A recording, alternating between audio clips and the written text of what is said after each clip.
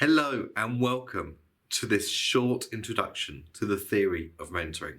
My name is Richard Daniel Curtis and I am an international behaviour expert and I am the CEO of the Mentoring School. We are very passionate about making sure that we help you to understand the psychology and the theory of mentoring in order to help you to improve your practice. Now, in this short course, we're going to go through two different areas. Over the next 4 videos, we're going to go through the theory of mentoring itself, so how to structure mentoring, and we're also going to go through what is mentoring good practice. So what is good practice for mentors as well? And that's going to be split into about 4 videos to help you to understand them. And at the end of this short course, there's a little quiz for you to complete. The first thing I want to tell you about is a little bit about building relationships, because when you start mentoring, the first thing you need to do is you need to build a basis of trust. And it's no different. And my background is that I've worked with some very vulnerable young people. I've worked with some of the most extreme behaviours in the UK, certainly.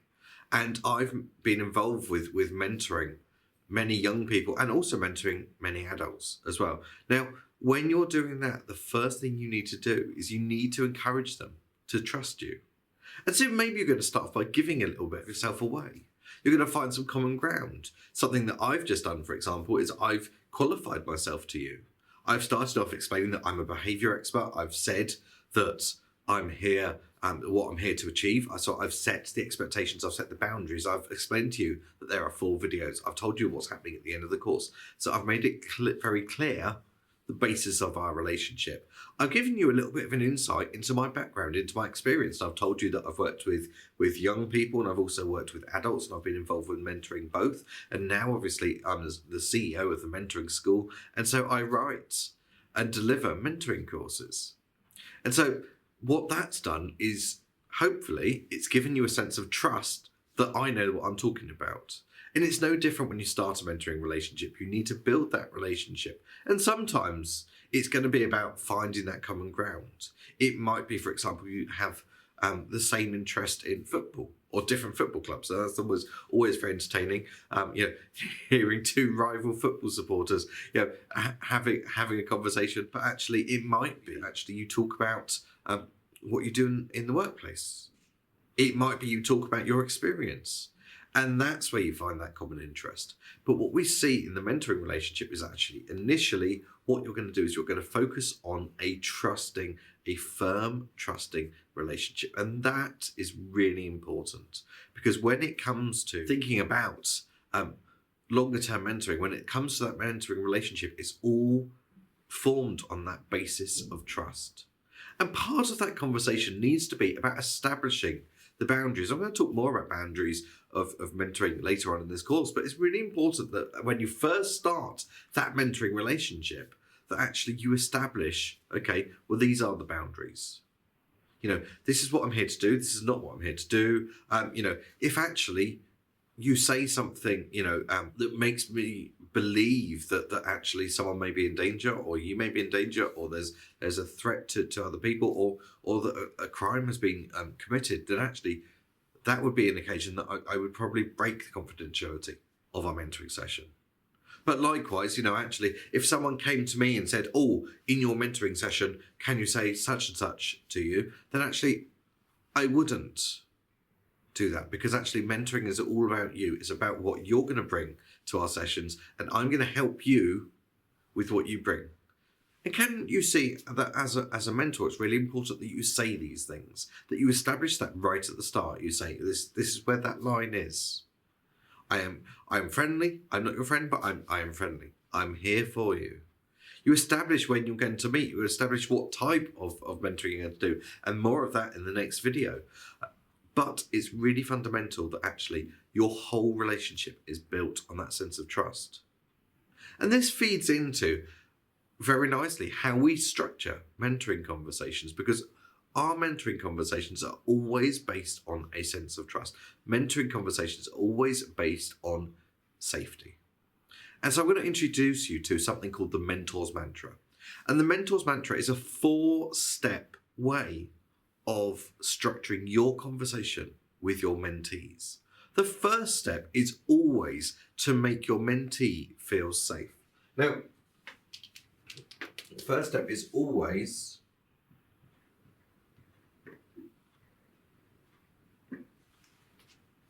you are safe. And that's what we're going to focus on.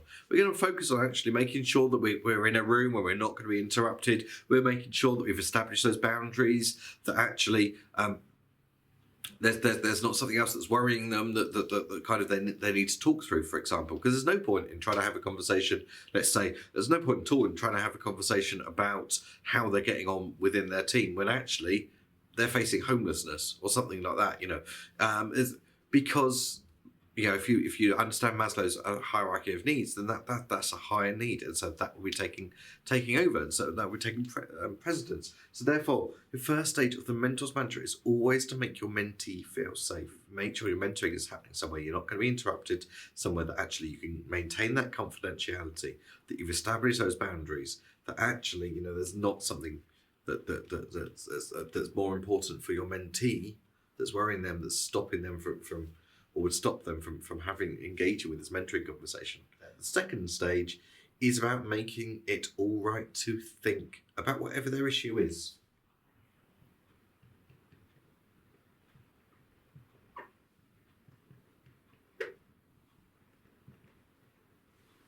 Now, this is really important, and again, I see this so often overlooked, because we can ask maybe, how are you getting on with Deirdre? And at that point, for us as a mentor, we are going to use silence, because what we want to do is we want to make it their silence for our mentee to fill. And so it would be rude for us to interrupt. So we're going to give them that space to think about it. Now, if they don't understand the question, they are going to come back and they're going to say, I'm sorry, can you rephrase that? Or I'm not sure what you mean. They are going to respond in some way. But it's really important as a mentor that we start off our mentoring conversation actually encouraging our mentee to think about the problem. It's all right to think about it. An example would be, I was thinking about you the other day, and the battle you must be having with your confidence. How are you finding it at the moment? And so you're letting that silence go. You're letting them have that silence. If they don't want to talk about it, they'll say, I don't want to talk about it. But it's really important that we as mentors use silence. So the third step is it's all right to talk.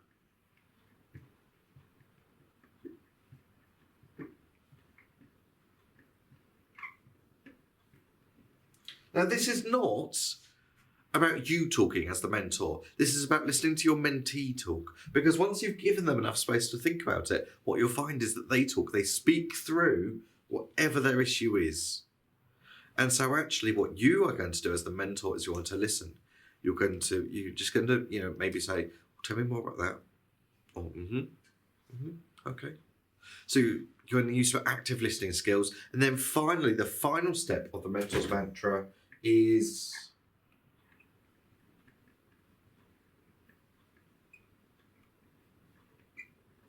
let's make a plan. Now, this is the step that for you as a mentor, actually, you're probably going to share some of your advice from your experience.